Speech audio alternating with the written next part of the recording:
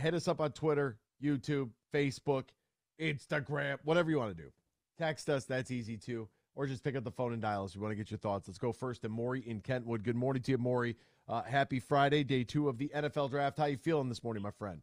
Man, are you kidding me, man? I love it, dude. We hit a freaking home run last night in that draft. And we got 3 picks in the second round. It's going to be a good Friday, brother. Oh, wow. Okay, so you love the picks. Love them. Both of them. 100%. Let me tell you why. Yeah, please do. I trust Brad Holmes. That's why. So here's how I see it. We got Detroit's version of Alvin Kamara or, Darren Sproles maybe. And then, Chris Spielman 2.0, man, a 10-year linebacker for the Lions, another legend. That's how I see it. Because I trust Brad Holmes and Dan Campbell. That's a fact. Oh, I love it. I like the intensity right now, Maury. Come on, I felt a little Macho Man Randy Savage there at the end. That's a fact. I like yeah, that. I didn't mean to whisper at the end there. I'm not trying to go weird or anything on you guys. But no, that's how I see it, guys. I really do. That, don't get me wrong. My jaw hit the floor for a bit, and I was like, who is this kid? I had to do some looking. I'm like, all right, man, looks like we got Alvin Kamara because that's who that dude looks like to me. Super versatile, and that dude's got a big burst. There's nothing on tape not to like about the dude. He played 1 year at Alabama and had a really solid season, led up the FBS in total yards from scrimmage, I think. So, yeah, it's looking good, man, and we're going to have an awesome Friday, boys. That's what I like to hear. Hear. Maury and Kentwood, man, we appreciate the calls. We love the positivity there. That's a huge plus. Thank you, my friend. Mike in West Branch, let's go. Hey, B, how's it going? I'm good, man. How are you? Oh, I'm good. I'm actually excited about the running back. I was listening to another podcast, one of those draft gurus or whatever. He was actually talking about how the Chargers should take that running back and how the numbers, if you look at it, are very similar to Bijan Robinson. So I'm fine if we get that type of production out of him, especially with our offense. And, I've said from the beginning, he has built up enough capital with me that I'm going to allow him to work his magic in the second, third, fourth, all the rest of the rounds to see if we can't get, a Dan Campbell guy, as they say, for the rest of those defensive holes that we need. And I think he's going to – I think everything's going to be fine. Jack Campbell, yeah, took him a little early. I really like Jack Campbell. I was hoping we would get him. I was hoping down around the 34 pick, not necessarily the 18. But, hey, if you're going to pick the guy, you're going to pick the guy. And now we've got him for 5 years instead of 4 on a rookie contract. Yeah, I think the Jahmyr Gibbs selection, I think that's the writing on the wall there for DeAndre Swift. He is gone at this point, for all intents and purposes. Like it's a wrap for him. So they address their, if we want to compare it to last year, they address what they hope that they would have in DeAndre Swift with what they hope they will have in Jahmyr Gibbs, which will be that guy that has a little bit more pop, a little bit more explosiveness. And then they address that Jamal Williams. Let's run it between the tackles with David Montgomery, who could still bounce it outside, could still catch it out of the backfield, is still better in the pass protection than what Jahmyr Gibbs is, especially at his size. So if it is a Darren Sproles, Alvin Kamara sort of comparison to where Dan Campbell, obviously coaching with the New Orleans Saints, there are some ties there of how he saw that offense. If he's trying to replicate what New Orleans had in the middle 2010s, late 2010s, that's a pretty good business model to kind of operate off of. This is what we want to have. We want to have a power back that we can go between the tackles. We want to have somebody who could catch it on the backfield and be that explosive big play threat. Also in the backfield, do you take running back at 12 there? Would he still be on the board at 18? And if Jahmyr Gibbs is still on the board, go ahead. He was really hoping for Bijan to still be on the board, and when he wasn't, he moved over to Jahmyr Gibbs. But either see, I don't think so, though, because if they really wanted Bijan, then they would have stayed and selected him at 6, right? Yeah. But instead, if your guy, if Tyree, I really believe this, If Brad Holmes thought Jalen Carter, Bijan Robinson, or Tyree Wilson, who I'm enamored with Tyree Wilson's overall frame. I mean, that's a massive human being. And you think about what that could have been like on the other side of Aiden Hutchinson. 6'6", 270, guy can fly. Holy mackerel. You talk about edge pressure, okay.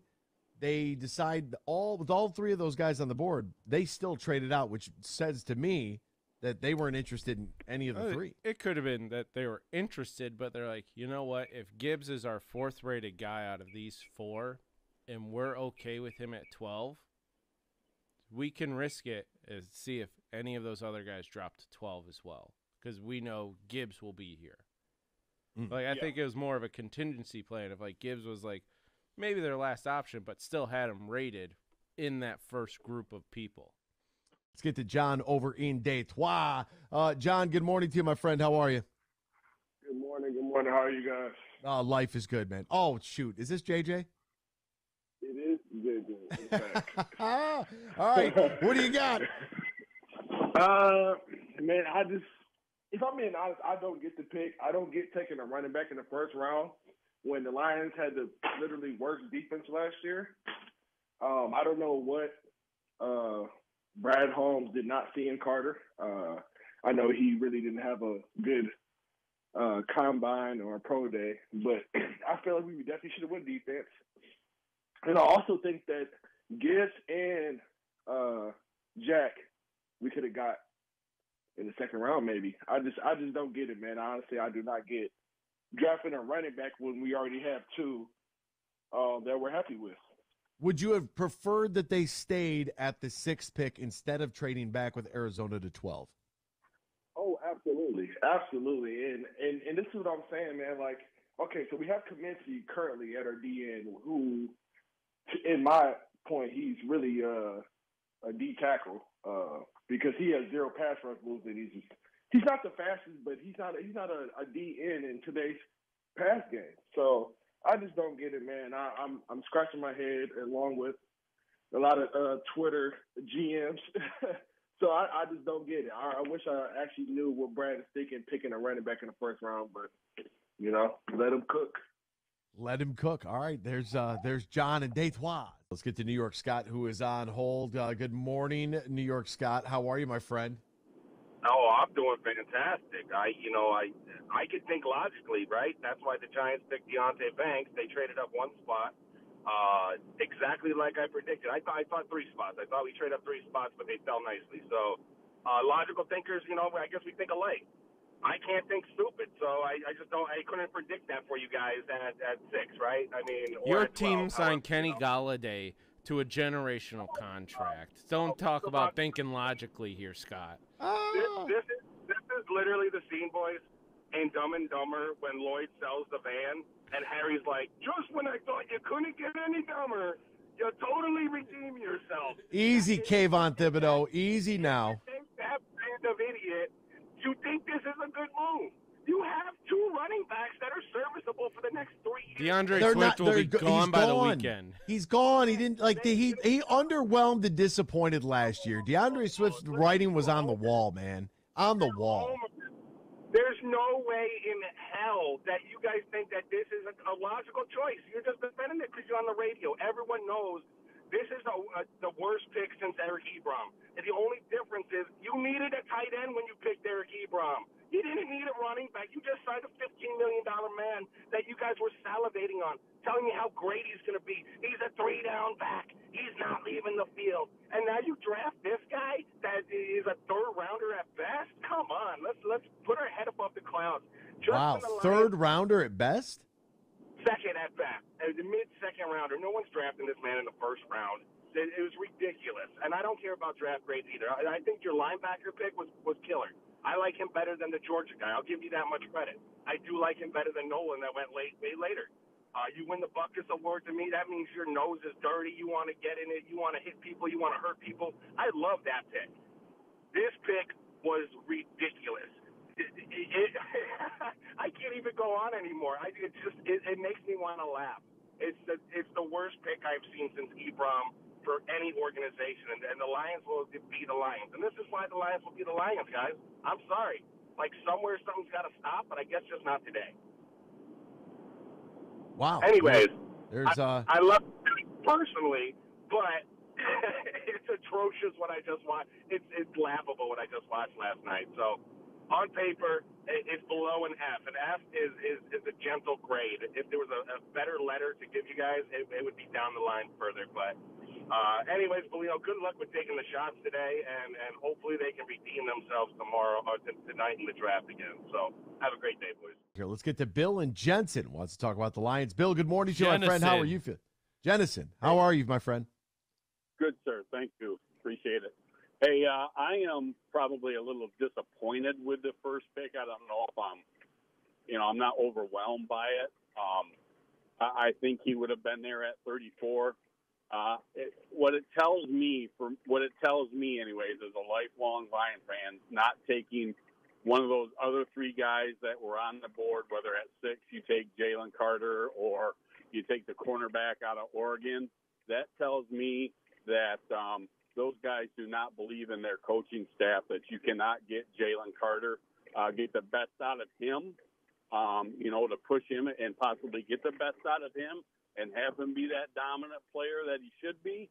So I truly think that this draft year is going to make or break Brad Holmes as a GM. Wow. So to the coaching staff comment, there is the coaching staff did everything in their power to try to get DeAndre Swift to take that next step. Sometimes the guy just ain't it. And if go ahead. But DeAndre Swift could never stay healthy, and that's not I don't think that's a coaching issue. That's just DeAndre Swift not being able to stay healthy. He has been injury prone. Did you watch Hard Knocks, Bill? I did not. Okay, so during Hard Knocks, it's early on, and Deuce Staley is lighting up DeAndre Swift in the running back meeting, and he's trying to convince DeAndre Swift that he could be one of the best running backs in the league. And they're going through the film, and he's talking about you can't go out of bounds here. You got to cut it up the field. Like he's ripping into him, that they can't get him to do what they want him to do, right? And that's one of those things where it's like you might have all the physical capabilities in the world, and potential is great. Everybody, like a lot of people, have great potential, right? And what happens to it? Some guys just don't have it. If they pass on Jalen Carter, for example, I'm okay with that, because in September, when he got written up for doing an 85 and a 45, and they let him off the hook with just a couple speeding tickets and like a reckless driving or whatever he ended up getting for that, we watched a couple months later that transpire and it lead to the death of a couple people, and then for him to return to the scene of the crime and lie about it. Because we have a pattern of behavior. I don't want that guy in my organization. I want a criminal-free team. And I know what Jameson Williams did was stupid, but at the same time, it's legal. He's still dumb for it because everybody knows the rules. It's not like they aren't really they're not all very aware of the process and procedure if they want to bet on any sport outside of the NFL. Everybody knows what the rules are. They have to sign paperwork for it, for God's sakes. He knows. He's just dumb. And that is a little concerning as well. But I don't want a guy, I don't care how good Jalen Carter ends up being. I don't want that dude. Tyree Wilson, on the other hand, I'm very interested in him. That's one of those, as Ryan wants to watch Cansey from Pittsburgh, the defensive tackle, who we didn't select. I want to know what Tyree Wilson ends up doing. Foot injury there at Texas A&M, does that plague him throughout the rest of his career, or is that just kind of an anomaly and he comes out ripping and roaring? No need to worry about it. Yeah, I understand that those are well points, but like I say, at least if you're going 12 or whatever, he should have at least taken that lockdown corner, because I really believe the running back would have still been there at 34. It would have been, if they could have gone, and I think that I'll say this, because I know, as New York Scott said, good luck, Bellino, trying to, handle, taking the hits. I'll say this. Did they reach for Jahmyr Gibbs at 12? It feels like it. Today, on Friday, April 28th, it feels like that was a reach. It feels like, hey, if you were going to take, if you were going to stay where you were going to stay and not trade back, you could have gotten one of those other guys like Tyree Wilson. I'll just keep going back to him.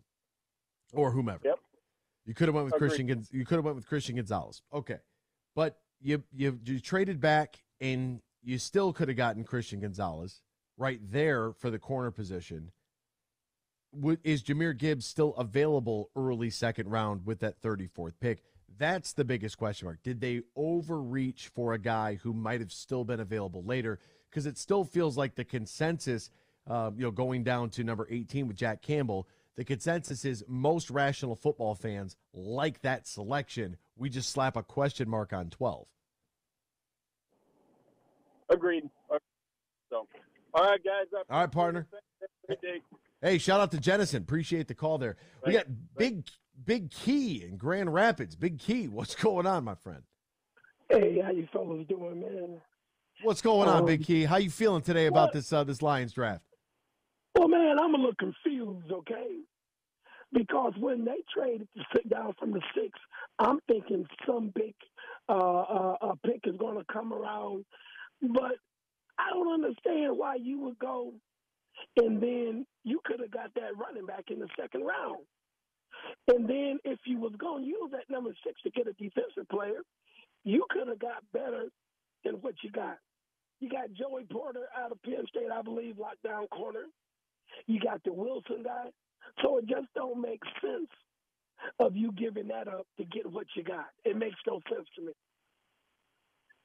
Even if you didn't want to go with Jalen Carter because of the different stuff that, you feel like character stuff, I get that. But there were still better defensive players than you could have got for Campbell.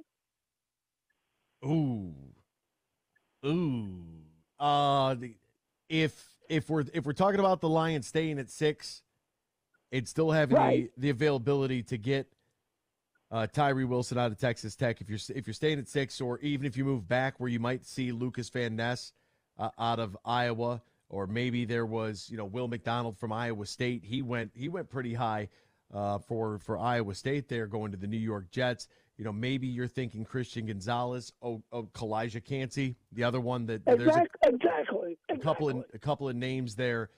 I don't know why the front office was so enamored with Gibbs. And you tell me it will be quality running backs throughout that second round. There might be quality, but if this kid's gifted, let's just say if it works out, and in 8 months from now, we'll forget we even had this conversation. It'll be like the little button in Men in Black where everybody hits the button and forgets everything, right? If it works out and this kid touches the football, it starts running like a machine, and you have him and Montgomery as your 1-2 punch, and you're moving on from DeAndre Swift, you don't have to worry about that anymore, then I think everyone's like, okay, that's why we went and got him, right? Because there were some thoughts like Malcolm Rodriguez, like what? Like James Houston, what? Kirby. Now, albeit those are much different rounds, and this is where value really comes into the conversation, because Jahmyr Gibbs at this point, taken at 12, he's got to be a dog. Like their rookie year, he's got to come in and set the league on fire. There's no ifs, ands, or buts about it. He's going to have to be a double dog. Yeah, he's going to have to be nasty to be able to rationalize all this to the fan base. I get it. Well, I'm going to wait and see, man. But right now, it's kind of a head-scratcher. But you make a good point. Thank you for taking my call. Big Key and GR, man, we appreciate you. Thank you for the phone call this morning. Okay, take care. Take care, partner. Today, let's get to Freddie. Freddie's on hold. Good morning, Mr. Freddie. How are you, partner? Good morning, Bellino. How are you, sir? I am. I don't know how I am right now. I'm a little uneasy, Freddie. I'm a little uneasy. Listen, I heard a rumor last night. I want to know if it's true or not. Okay. Right? Obviously, you were at Ford Field. I was. And I was told that Ford Field staff had to put out a Jimmy G rope that led towards you, and all the girls got in the front of the line, all the guys got in the back of the line. Is that true? That is absolutely true. Myself and Tracy Walker and his family, we sat down in the plush lounge section. We talked about, cover zero and, different blitz schemes. It was great. Listen, if you're going to hear this from me, listeners, calm down, okay? What Brad Holmes proved to me yesterday, whether you like the picks or not, this is who he is. If you look back at his last 3 drafts, okay, Brad Holmes doesn't make splashes. He made one splash, and that's looking like it's coming back to haunt him, right? Jamo. We don't know that yet. I'll give the kid a little bit of credit, even though I think he's going to end up being a bust here. But I'll give him a little bit of a break. This guy likes to build in the trenches, build the running game, and build a tough defense. This is who Brad Holmes is. So next year when we talk about the draft, and I know I tweeted out yesterday, the draft was kind of boring yesterday. I mean, because there's so much talk leading into it, I really kind of was bored yesterday. I was like, this is just boring. But anyways, this is who Brad Holmes is. They're building a Dan Campbell, Brad Holmes kind of team. Run the ball, play a safe offense, play a tough defense, and shorten the clock. And these are the guys that he's picking up. And again, he made the one splash move, and that was Jamo. And I don't expect many splash moves. You're gonna see a lot of picks. What you saw yesterday, and you gotta just root for this kid. Hope it works out. I think he'll do well here, whether he overreach or not. I think he's going to do well here. And lastly, on Swift, if you're a smart GM out there, okay, like say Carolina, okay, you know, you give up a 5th or 6th round pick for this kid, just run his legs off on the last year of his contract and get all your worth out of it. If you're kind of in one of those teams that are ready to contend, that you could use the run and just give him the ball. Just give him the ball and see what happens. But anyways, that's kind of what I want to see on Brad Holmes, EB. I think it's going to be okay. He's building a tough team, and we'll see where it goes. Thanks, Mike.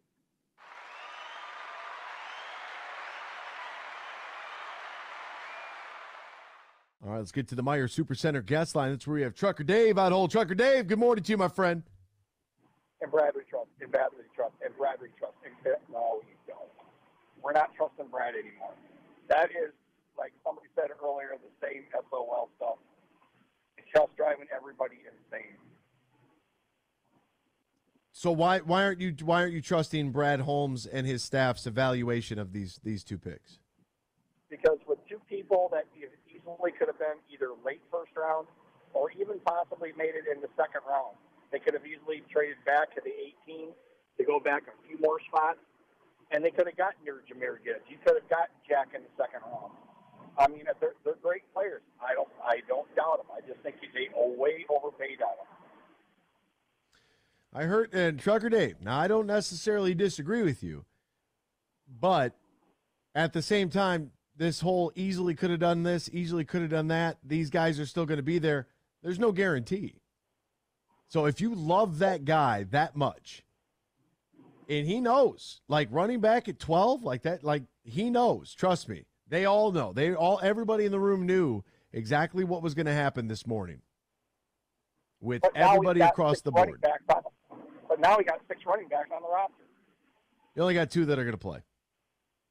Okay, this to me was a flare into the sky that DeAndre Swift is getting dealt. He's going to be gone. I do not see him on this team come week 1. A couple of the highlights I saw, they had Gibbs flared out as a slot. Do you foresee them putting him in the slot on a regular basis and have Montgomery come in and play more of a tailback so they got a two-headed weapon? Oh, I mean, wait till they get into 21 or 22 personnel based upon who's going to be in there at tight end with them. And then, when they do break him out. I mean, if we saw one thing from Ben Johnson, the offensive coordinator, right? We were looking for Jamo just to run down the field and then for Jared Goff to underthrow him, right? And then all of a sudden, they get him involved in the run game, right? They work with his speed on end arounds and different things. Like, they're going to get creative. And when they locked on to Jahmyr Gibbs, and that's the guy that they wanted, everybody in the room's like, dude, go get him, please. Like, go turn the card in, make the call. That's what's taking place in that room. They're excited about what they're going to be able to do with this guy. And so from that perspective, I look at it like, if this guy's in the slot, if he's in the backfield, like if he becomes a Darren Sproles or an Alvin Kamara, I mean, shoot. Like, what? And we have David Montgomery to run between the tackles behind an offensive line that is far superior than what the Chicago Bears were featuring last year. Healthy David Montgomery is going for 1,000 yards. You can book it right now. He's going to get 1,000. As long as he stays healthy, doesn't get some fluke injury, I am 100% that guy is going for 1,000 yards. So if he's running and running and running and beating the hell out of your defense, and now you throw this guy in there in the mix, Versatility, baby. Versatility's job security. So with Swift, you said that you see him being dealt. What are we going to get? A bag of chips for him, like maybe a 6th-rounder?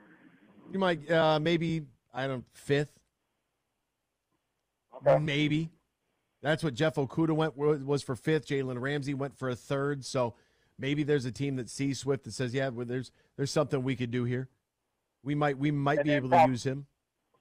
And then probably the next 3 of the 4 will probably be defense. I mean, if Joey Porter Jr. is on the board there, I mean that could really.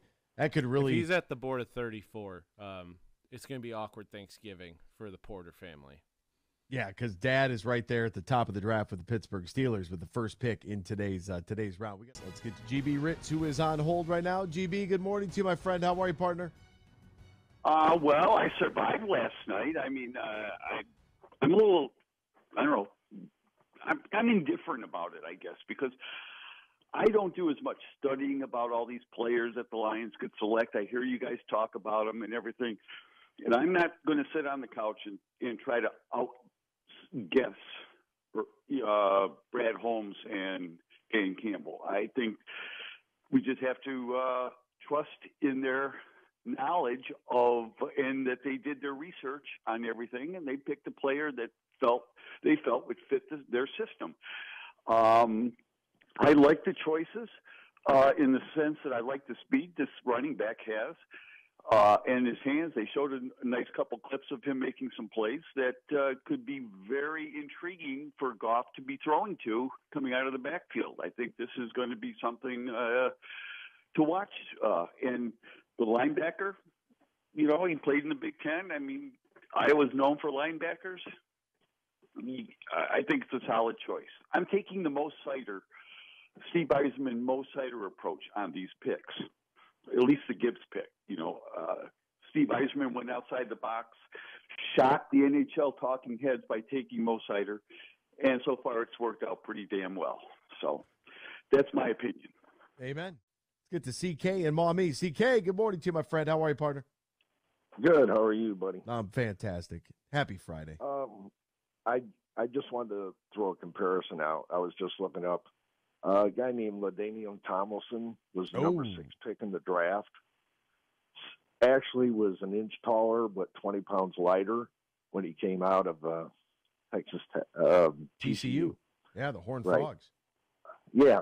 I don't know what the outrage was from San Diego when they took him or whether they loved the pick, but very comparable. I don't think Lions fans would have a problem if Gibbs became a LaDainian Tomlinson. And as far as the other linebacker pick, Captain Jack, right when he was picked, the first name that came out was Chris Spielman.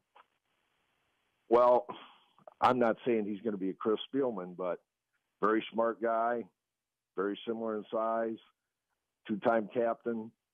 I think that's what Brad Holmes and Dan Campbell are looking for, a leader on the defense.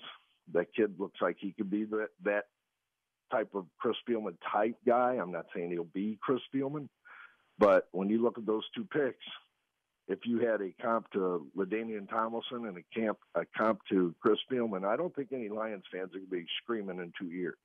No, and if they turned into Alvin Kamara and Luke Kuechly, you know what I mean? Like we gotta let these guys get out there on the field. We gotta allow them to play. We're passing judgment on guys that we haven't put the work in that NFL front offices. Sure, yeah, for Gibbs it does. Captain Jack, as you so eloquently named him, I like that, by the way. At 18, I don't hate it, right? Could they have waited a little bit on Gibbs and maybe gone, defense and then Captain Jack and then Gibbs at 34? Maybe. Who knows? We don't know, but this is what we have That's now, right? Right? Yeah, and I have no problem with either pick, actually. Well, I'm glad. You're one of the few that feel that way. I'm telling you that much, CK. It's a little we're getting a little rough around the edges out here.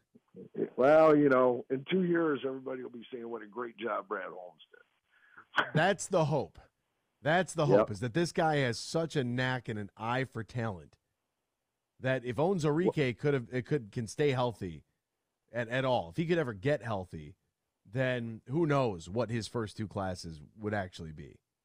I mean, we'll see, won't we? Yeah, we shall see. But it'll be, they're in a pretty good position. It'll be interesting to see what they want to do at 34 here. We're not picking for out of desperation anymore, and that's something the Lions fan I don't think are used to. We're picking for spots now. How can this guy help us in our scheme? Versus we just got to take the best available. We've got so many holes to fill. Yeah, it's a much different perspective. Like, Keanu Benton from Wisconsin, for example, at defensive tackle. He's somebody that, by all accounts at his position is behind, Pitt's man and Georgia's man at that D tackle spot. Is that a position that they want to go here at 34, 6'4", 309? Like, that's kind of an attractive pick. Is Joey Porter Jr. going to be there, or is his father and his father's franchise, Joey Porter, the coaching staff of the Pittsburgh Steelers, are they going to select him at corner? Like, there are plenty of great players, I think, that are still very much available, and that's what makes tonight kind of fun. You're right. All right, buddy. Thank you. All right, CK. All right, Matt and Grand Haven, what's going on to you this morning, my friend? How are you, partner? Not too bad. How you guys doing? We're good. I think we're good right now. It's taken a couple hours, but I feel like we've kind of worked through some of our thoughts and our processes here, and I think we kind of like where we're at. As far as a Lions fan is concerned? Yeah. So that running back that they took, I think, is going to be extremely valuable. And, he kind of reminds me, I don't know if he's LaDainian Tomlinson-esque, but he can, he's very fast. He can cut on the fly. He's catches the ball in the backfield pretty well, it looks like. Looks like they can put him all over the field. I'm sure you guys have already said that and use him in a variety of ways, but I think it's an excellent pick myself, and that's just me as a fan talking. So you guys have a great weekend.